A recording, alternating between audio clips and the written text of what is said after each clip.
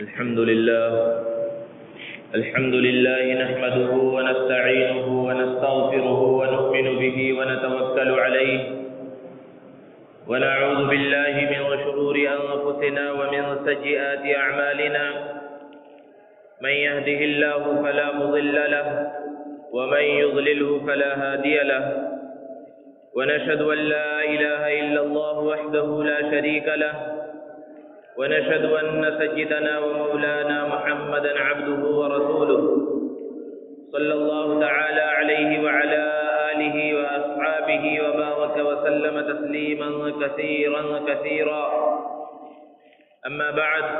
فأعوذ بالله من الشيطان الرجيم بسم الله الرحمن الرحيم ولله على الناس حج البيت من استطاع إليه سبيلا ومن كفر فإن الله غني عن العالمين صدق الله مولانا العظيم سنا ہے کل تیرے در پر ہجوم عاشقاں ہوگا سنا ہے کل تیرے در پر ہجوم عاشقاں ہوگا اجازت ہو تو آ کر ان میں شامل میں بھی ہو جاؤں معزز سامعین کرام بزرگوں اور دوستوں یہ عاشقوں کا ایک قافلہ ابھی چند مہینوں پہلے ذی الحجہ کے مہینے میں پوری دنیا سے بیت اللہ شریف پہنچا تھا اور اس نے حج بیت اللہ کو ادا کیا۔ حج اسلام کے ارکان میں سے ایک اہم رکن ہے، اسلام کی بنیاد ہے۔ ابھی اس حج کی عبادت کو ختم ہوئے زیادہ زمانہ نہیں گزرا، لیکن یہ ایسی اہم عبادت ہے کہ اس کی تیاری سال بھر پہلے سے لوگ شروع کر دیتے ہیں۔ ہمارے ہندوستان کی جو حج کمیٹی ہے اس نے چند دنوں پہلے 1440 کے حج کے لیے اعلان کیا کہ وہ لوگ جو حج کمیٹی کے توسط سے حج کے لیے جانا چاہتے ہیں وہ اپنی درخواستیں داخل کر سکتے ہیں، فارم بھر سکتے ہیں، اور اس کی آخری تاریخ بھی 17 نومبر متعین کی گئی ہے، یعنی صرف ایک ہفتہ باقی ہے۔ اگر کوئی 2019 کے اور 1440 کے حج کا ارادہ رکھتا ہے تو اس تاریخ سے پہلے اسے فارم بھر دینا ضروری ہے، اور پھر اس کے چند مہینوں کے بعد پھر قرعہ اندازی کی جائے گی، اور کچھ خوش قسمت لوگ ہوں گے جن کا نام حج کمیٹی کے توسط سے حج کے لیے منظور ہوگا۔ لیکن ایسا نہیں ہے کہ حج صرف حج کمیٹی کے توسط سے اور یہ سرکاری طور پر ہی ہوتا ہے،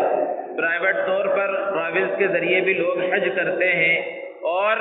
جس کی جس طرح استطاعت ہے اس کے لیے اس طرح حج کرنا ضروری ہوتا ہے۔ اسی لیے مناسب معلوم ہوا کہ اب جب کہ چند ایام باقی رہ گئے ہیں تو حج کی اہمیت اور فضیلت پر کچھ روشنی ڈالی جائے، تاکہ جو لوگ صاحب استطاعت ہیں ان کے دلوں کے اندر حج پر جانے کا جذبہ پیدا ہو۔ اللہ رب العزت سے دعا ہے اللہ تبارک و تعالی ہم سب کو بار بار اپنے گھر کی زیارت کے لیے قبول فرمائے، بلائے۔ دوستو، حج اسلام کا 5واں رکن ہونے کے اعتبار سے بے پناہ انوارات اور محاسن کا مجموعہ ہے۔ حج کے ایام میں ایسا محسوس ہوتا ہے کہ بیت اللہ شریف کے اندر کوئی میگنیٹ لگا ہوا ہے، کوئی مقناطیس لگا ہوا ہے جو دنیا کے کونے کونے اور چپے چپے اور خطے خطے سے لوگوں کو اپنی طرف کھینچ رہا ہے۔ لیکن اس بیت اللہ کے اندر اب تو وہ کشش ہے، اس کی وہ خصوصیت ہے کہ صرف حج کے ایام کی بات نہیں رہی، کسی بھی مہینے کے اندر آپ جا کر دیکھیں وہاں پر جو عشاق کا ہجوم نظر آئے گا، اللہ کو راضی کرنے کے واسطے، اللہ کو خوش کرنے کے واسطے وہاں پر جو لوگ پہنچے ہوں گے ان سے پتہ چلتا ہے کہ صرف حج کے ایام کی ہی خصوصیت نہیں رہی، وہاں تو ہر مہینے میں ہر وقت لوگ جانے کے واسطے تیار ہیں۔ جب جس کو اللہ رب العزت بلا لے، جس کو قبول کر لے، وہ وہاں پر پہنچ جاتا ہے۔ حج کے اجتماع کے لوگ فلسفے بیان کرتے ہیں اور پھر اس کے اوپر طرح طرح کے حاشیے چڑھائے جاتے ہیں کہ حج انٹرنیشنل کانفرنس ہے وغیرہ وغیرہ، لیکن اگر ایک موحد کی نگاہ سے دیکھا جائے تو حج کیا ہے؟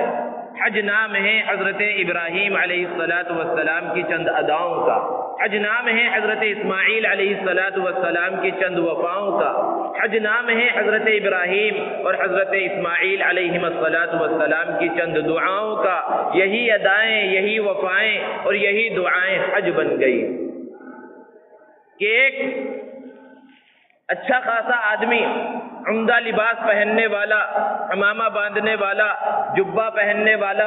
شیروانی پہننے والا، پینٹ شرٹ اور کوٹ پہننے والا اور ٹائی لگانے والا اور عمدہ سے عمدہ، قیمتی سے قیمتی جوتے اور چپل اور موزے پہننے والا جب وہ حج کے لیے یا عمرے کے لیے روانہ ہوتا ہے تو اس کا انداز کیا ہے؟ اسے حکم ہوتا ہے یہ شیروانی اتار دو، یہ جبہ اتار دو، یہ کوٹ پینٹ اتار دو، یہ پینٹ شرٹ اتار دو، یہ جینس اتار دو، یہ قیمتی جوتے اور موزے اتار دو، یہ قیمتی چپل بھی اتار دو، قیمتی ٹوپی بھی اتار دو، یہ عمامہ بھی اتار دو۔ اب اگر کوئی کہے میں بڑا ڈاکٹر ہوں، میں انجینئر ہوں، میں شیخ الحدیث ہوں، میں محدث ہوں، میں مفتی ہوں، میں وزیر اعظم ہوں، حکم ہوگا چاہے جو ہو، ہر ایک کے لیے بس ایک ہی حکم ہے کہ کفن کی دو چادروں کی طرح دو چادریں اپنے اوپر ڈال لو، اور عالمی ترانہ جو حاجیوں کا اور عمرہ کرنے والوں کا ہے، لبیک اللہم لبیک لبیک لا شریک لک لبیک ان الحمد والنعمت لک والملک لا شریک لک، یہ ترانہ پڑھتے ہوئے کعبۃ اللہ کی جانب، مسجد حرام کی جانب، مکۃ المکرمہ کی جانب روانہ ہو جاؤ۔ یہ حج کی اہمیت ہے اور حج کا ایک الگ عاشقانہ انداز ہے۔ اور پھر یہ ترانہ پڑھتا ہوا ایک حاجی اور معتمر جب مکۃ المکرمہ پہنچ گیا اور حرم کے اندر پہنچ گیا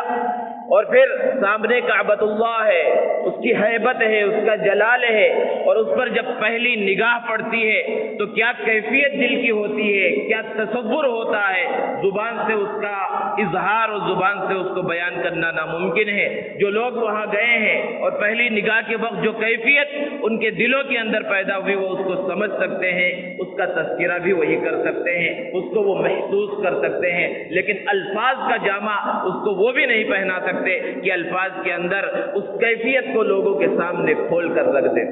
پہلی نگاہ کعبے پر پڑ رہی ہے، اپنا دل کھول کر اللہ رب العزت کے سامنے رکھ دے، اور پھر اس کے بعد وہ حاجی، وہ عمرہ کرنے والا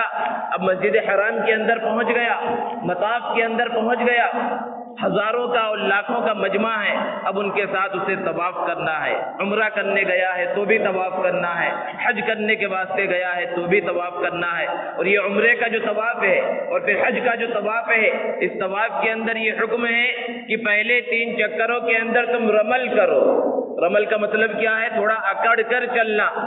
اللہ رب العزت کی شان عجیب ہے، یوں تو اللہ رب العزت کو تواضع پسند ہے، عاجزی پسند ہے، انکساری پسند ہے، لیکن بعض مقامات ایسے ہیں کہ اللہ رب العزت کو اکڑ کر چلنا پسند ہے۔ اب سوال ہوتا ہے، ذہن میں یہ بات آتی ہے کہ آخر یہ اکڑ کر چلنا کیوں ہے؟ تو اس کا جواب ہمیں سنت سے ملتا ہے، احادیث مبارکہ کے اندر ملتا ہے کہ نبی کریم صلی اللہ علیہ وسلم نے جب دین کا پیغام لوگوں کے سامنے رکھا تھا تو وہ مکۃ المکرمہ کے لوگ جو آپ کو صادق اور امین کہتے تھے وہ آپ کے دشمن ہو گئے۔ جن لوگوں نے آپ پر ایمان قبول کیا ان کے اوپر وہ طعنے کستے کہ آپ کو ماننے والے کمزور لوگ ہیں، ضعیف لوگ ہیں، مالدار اور طاقتور لوگ آپ کے ماننے والے نہیں ہیں، آپ پر ایمان لانے والے نہیں ہیں۔ اللہ کے رسول صلی اللہ علیہ وسلم کو حکم ہوا اللہ کی جانب سے کہ اپنے صحابہ سے کہیے، اپنے ساتھیوں سے کہیے کہ جب وہ طواف کریں تو اکڑ کر چلے، ان کفار کو یہ بتلائیں کہ ہم کمزور نہیں ہیں۔ اب پھر ذہن میں بات آتی ہے کہ وہ زمانہ گزر گیا، زمانے جاہلیت، وہ کفار مکہ نہیں رہے، وہ مشرکین مکہ نہیں رہے، بلکہ حال تو یہ ہو گیا کہ کوئی کافر اس علاقے تک پہنچ نہیں سکتا، اس جگہ پہنچ نہیں سکتا، تو کیا وہ اکڑ کر چلنا اب بھی باقی ہے؟ جواب یہی ہوگا، ہاں وہ اکڑ کے چلنا اب بھی باقی ہے، وہ رمل اب بھی باقی ہے، کیونکہ حج اور عمرہ یہ نام ہی ہے اللہ کے محبوبوں کی چند اداؤں کا۔ اور پھر طواف کر رہا ہے،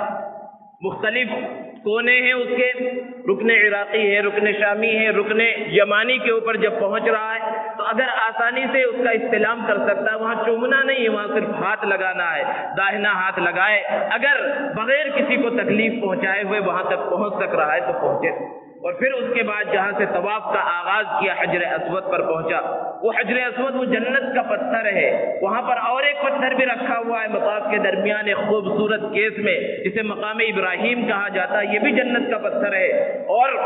تاریخ ہمیں یہ بتلاتی ہے کہ یہ دو ایسے پتھر ہیں جن کی کبھی پوجا نہیں کی گئی، حالانکہ یہ کفار مکہ کے زمانے میں بھی موجود تھے. اللہ کے رسول صلی اللہ علیہ وسلم کے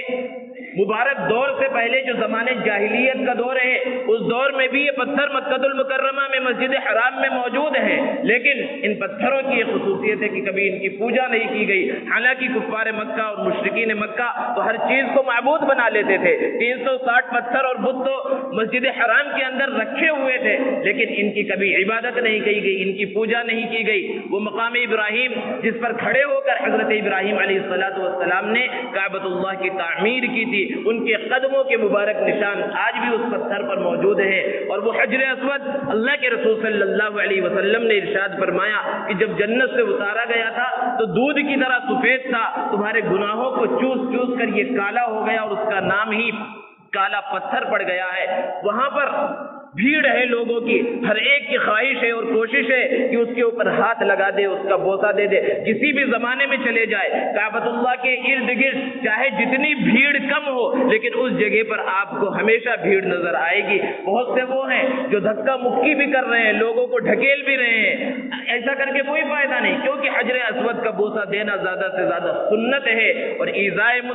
مسلمان کو تکلیف پہنچانا اور دھکے مارنا یہ حرام ہے. اگر آسانی سے موقع ملتا ہے ایک حاجی کو، ایک معتمر کو، عمرہ کرنے والے کو، تو ضرور بوسہ دینا چاہیے کہ پیارے آقا صلی اللہ علیہ وسلم نے اسے بوسہ دیا ہے. لیکن اگر آسانی سے موقع نہیں ملتا، عمر زیادہ ہے، ضعیف ہے اور وہاں جا کر انہیں پریشانی ہو سکتی ہے، تو کوئی ضروری نہیں ہے. اللہ رب العزت وہ اجر و ثواب اور اس کی برکتیں اور روحانیت جو ہے آپ دور سے رہ کر اشارہ کریں گے اور استلام کریں گے تو بھی وہ اجر و ثواب اور وہ مقام و مرتبہ حاصل ہوگا. اللہ رب العزت کے خزانے میں کوئی کمی نہیں ہے. حضرت عمر فاروق رضی اللہ تعالی عنہ ایک مرتبہ بیت اللہ شریف کا طواف کر رہے ہیں. حجر اسود کے پاس جب پہنچے تو ارشاد فرمایا انک حجر لا تنفع ولا تضر، کہ تو صرف ایک پتھر ہے، تو نہ نفع پہنچا سکتا ہے اور نہ نقصان پہنچا سکتا ہے. میں تجھے صرف اس وجہ سے چومتا ہوں کہ میں نے نبی صلی اللہ علیہ وسلم کو چومتے ہوئے دیکھا ہے. اور دین اسلام کی بنیاد ہی یہی ہے کہ اللہ کا جو حکم ہے اور نبی کا جو طریقہ ہے اس کے مطابق زندگی گزاری جائے. یہی اصل اسلام ہے اور یہی اصل دین ہے. اپنی مرضی سے چلنے کا نام دین نہیں ہے. مقام ابراہیم جو رکھا ہوا ہے، اللہ کے رسول صلی اللہ علیہ وسلم سیدنا عمر رضی اللہ تعالی عنہ کے ساتھ بیت اللہ شریف کا کعبۃ اللہ کا طواف کر رہے ہیں. جب طواف سے فارغ ہوئے حضرت عمر رضی اللہ تعالی عنہ نے ارشاد فرمایا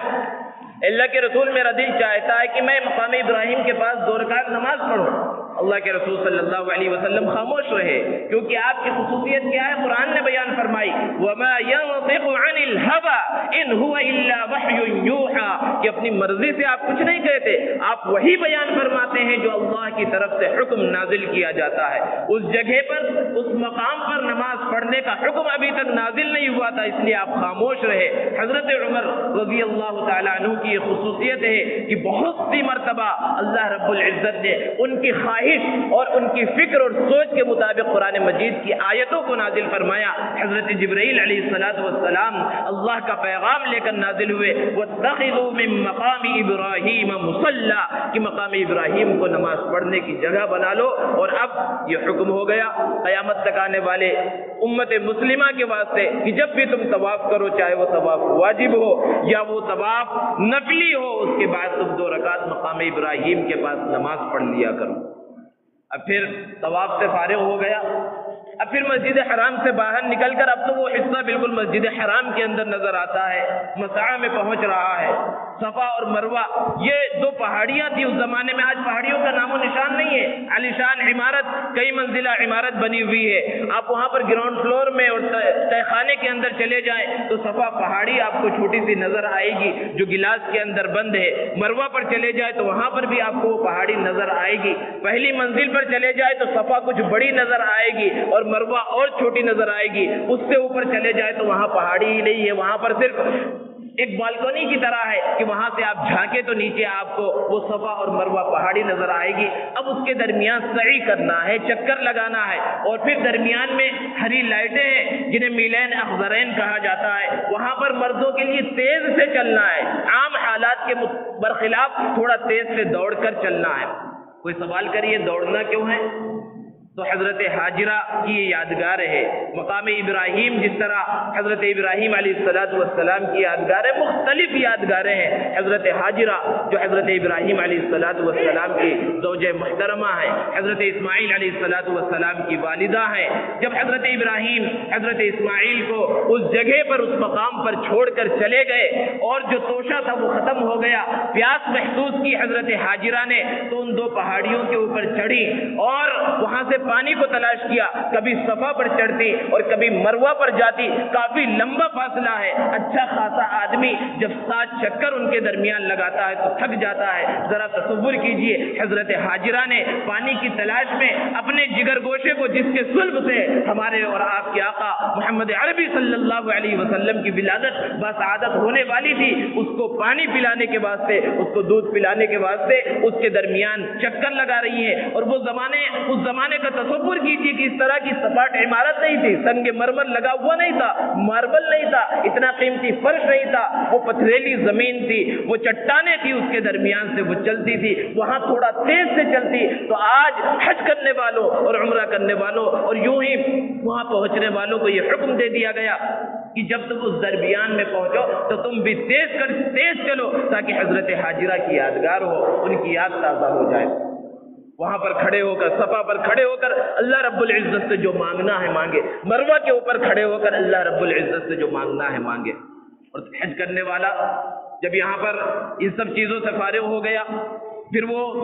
اور ایک جگہ پر مینا میں پہنچ رہا ہے. مینا میں جانا ہے, مینا کے اندر اس شیطان کے مجسمے بھی نہیں بلکہ صرف ایک نشانی بنی ہوئی ہے, پتھر ہے, اور اس پر کنکری برسانا ہے, کنکریاں مارنا ہے. اب ذہن میں سوال پیدا ہوتا ہے کہ شیطان تو مختلف جگہوں پر موجود ہے, اللہ نے اسے وہ طاقت و قوت دی ہے, وہ کوئی اس کے اندر قید نہیں ہے کہ وہاں پر وہ صرف قید ہو اور اسے مارا جا رہا ہے. بہت سے لوگ جذبات میں آ جاتے ہیں, غصے میں آ جاتے ہیں, ہاتھ میں چھتریاں ہوتی ہیں, ان کی فوٹو وغیرہ اس طرح وائرل ہو جاتی ہے, پھیل جاتی ہے, اپنی چھتریوں سے اس کو مارتے ہیں, چپلوں سے, جوتوں سے مارنے کی کوشش کرتے ہیں. یہ صحیح طریقہ نہیں. ہر چیز میں صحیح طریقہ وہ ہے جو نبی صلی اللہ علیہ وسلم نے سکھلایا ہے ہمیں.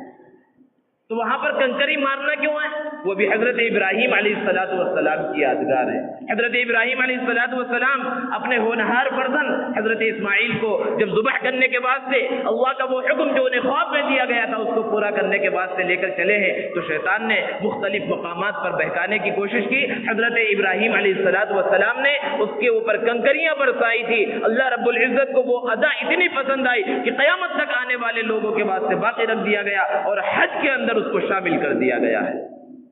اور پھر اس کے بعد عرفات کا میدان ہے. عرفات کا وہ ویرانہ بڑا میدان کہ عام دنوں میں چلے جائیں تو چند لوگ آپ کو جبل رحمت کے پاس وہاں پر زیارت کے واسطے پہنچے ہوئے ضرور نظر آئیں گے, لیکن پورا میدان آپ کو خالی نظر آئے گا. وہاں پر 9 ذی الحجہ کو عرفہ کے دن پہنچنا ہے, اور جو اس دن وہاں پر پہنچ گیا اس کا حج ہو جاتا ہے. اور اگر اس دن نہ پہنچ سکا اور سال کے 12 مہینے وہاں پر کھڑا رہا تو کوئی فائدہ نہیں ہے.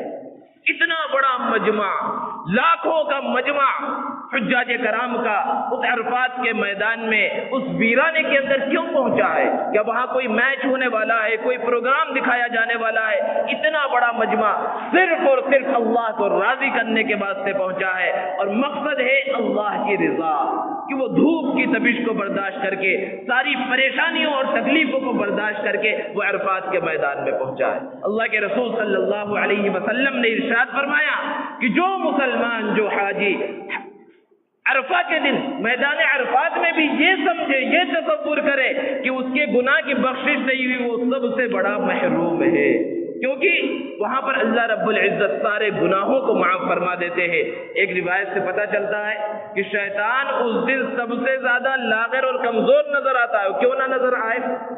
ایک آدمی پر اس کے بالغ ہونے کے بعد سے اس نے پوری محنت کی، بلکہ بچوں کو بہکانا شروع کرتا ہے، بچپنے سے شیطان ایک آدمی کے پیچھے لگا ہوا ہے اور یہ آدمی گناہوں کے اندر مبتلا ہو رہا ہے، اس میں شیطان کی محنت ہے، شیطان کی کوشش ہے، اور یہ آدمی اب حج کرنے کے بعد سے چلا گیا۔ اللہ کے رسول صلی اللہ علیہ وسلم نے ارشاد فرمایا ہے ان الحج یہدم ما کان قبلہ، کہ حج سے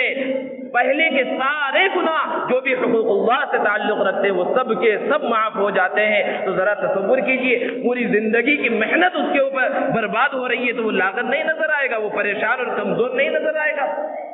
دوستو، یہ ہلکی سی جھلک ہے اس مقام کی، حج بیت اللہ کی،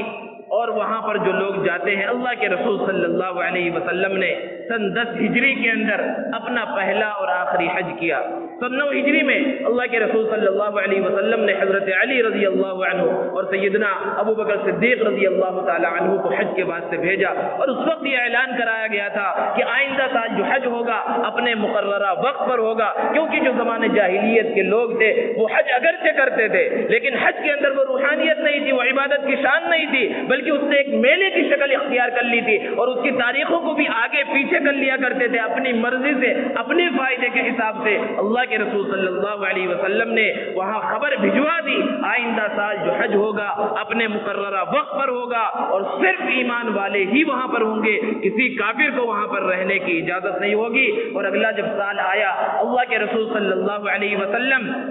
مدینہ المنورہ سے روانہ ہوئے صحابہ کرام کے ایک بڑے مجمع کے ساتھ، اور پوری دنیا میں مسلمان پھیل چکے تھے، صحابہ پھیل چکے تھے، جیسے جیسے انہیں خبر ملتی گئی اللہ کے رسول صلی اللہ علیہ وسلم کے ساتھ الگ الگ علاقوں کے آ کر ساتھ ملتے رہے۔ کچھ تو میدان عرفات میں آ کر ملے، کچھ مینا میں ملے، کچھ مسجد حرام میں ملے۔ روایتوں کے اندر ہے کہ 1.25 لاکھ سے 1.5 لاکھ کا مجمع صحابہ کرام رضوان اللہ تعالی علیہ مجمعین کا اس حجۃ الوداع کے اندر موجود تھا۔ اللہ کے رسول صلی اللہ علیہ وسلم نے اسی حج کے اندر حج کے سارے ارکان اور مناسک سکھلائے اور بتلائے۔ بہت سے صحابہ نے مختلف انداز میں حج کس طرح کیا جائے، حج میں یہ غلطی ہو جائے تو اس کا کیا جرمانہ ہوگا، کس انداز میں اس کا کفارہ دیا جائے گا، ساری چیزیں صحابہ نے پوچھی اور اللہ کے رسول صلی اللہ علیہ وسلم نے سکھلایا۔ اور اسی عرفات کے میدان میں اللہ کے رسول صلی اللہ علیہ وسلم نے جو خطبہ دیا ہے وہ خطبہ دین اسلام کا نچوڑ ہے۔ خطبہ دینے کے بعد اللہ کے رسول صلی اللہ علیہ وسلم نے اس بڑے مجمع سے خطاب کرتے ہوئے پوچھا تھا کیا میں نے اپنی ذمہ داری ادا کر دی؟ اللہ رب العزت نے مجھے جو ذمہ داری دی تھی میں نے اس ذمہ داری کو پورا کر دیا یا نہیں کیا؟ صحابہ نے عرض کیا اللہ کے رسول ذمہ داری کو پورا کرنا کیا معنی رکھتا ہے، آپ نے تو حق ادا کر دیا ہے۔ اللہ کے رسول صلی اللہ علیہ وسلم نے ارشاد فرمایا فَلْيُبَلِّغِ الشَّاهِدُ الْغَائِبَ، کہ جو لوگ موجود ہیں ان کی ذمہ داری ہے کہ جو موجود نہیں ہیں ان تک اس بات کو پہنچا دیں، اس پیغام کو پہنچا دیں۔ دوستو، اللہ رب العزت نے قرآن مجید کے اندر حج کی فرضیت کو بیان فرمایا، ارشاد فرمایا وَلِلَّهِ عَلَى النَّاسِ حِجُّ الْبَيْتِ مَنِ اسْتَطَاعَ إِلَيْهِ سَبِيلًا، کہ اللہ کی رضا کی خاطر اس شخص پر حج کرنا فرض ہے جو وہاں تک پہنچنے کی استطاعت رکھتا ہے۔ حج کی فرضیت، حج ایسی عبادت ہے کہ دوسرے فرائض سے اس کا انداز الگ ہے۔ دوسرے فرائض کا انداز کیا ہے کہ نماز دن میں 5 مرتبہ فرض ہے، لیکن نفلی نماز انسان جب چاہے، جہاں چاہے، جتنی چاہے مکروہ اوقات کے علاوہ پڑھ سکتا ہے۔ اسی طرح روزہ